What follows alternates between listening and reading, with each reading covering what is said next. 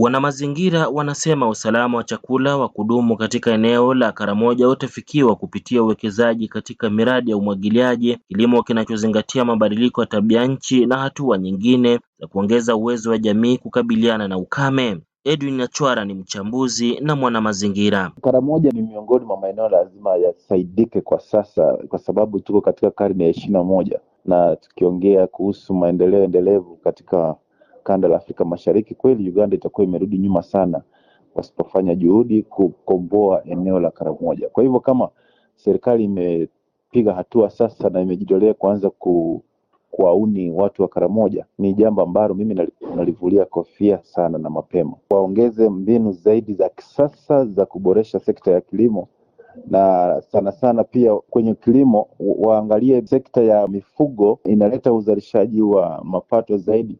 Sana sana tukiangalia kwa mfano ng'ombe wa kisasa ambao hawahitaji nyasi ambayo imepandwa ndio waendelee na maisha, wanaweza kupanda mahindi kwingine, walete ng'ombe pale, walete kitu kinaitwa silage.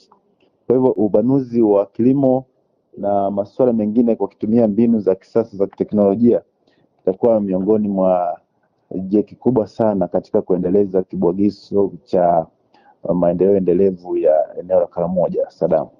Jumatatu, Waziri Mkuu wa Uganda Robin Nabbanja alizindua rasmi operesheni ya dharura ya usambazaji wa chakula kwa eneo la Karamoja ambako ukame kwa muda mrefu umeacha mamia ya maelfu ya watu wakikabiliwa na uhaba mkubwa wa chakula. Serikali inapeleka zaidi ya tani 9,400 za unga wa mahindi na maharage katika eneo la Karamoja kaskazini mashariki mwa Uganda. Msaada huo unalenga kaya 1,313 katika parokia 480 zilizoko katika wilaya 9.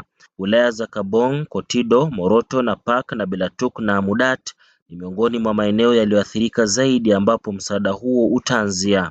Robin Nabbanja ni Waziri Mkuu wa Uganda. We are also mobilizing our partners. Tunaendelea kuwahamasisha washirika wetu ambao wako tayari kutusaidia, na tunaamini misaada hiyo ikiwasili tutakuwa na chakula cha kutosha kwa watu wa Karamoja. And I believe when those also come, everybody will have enough.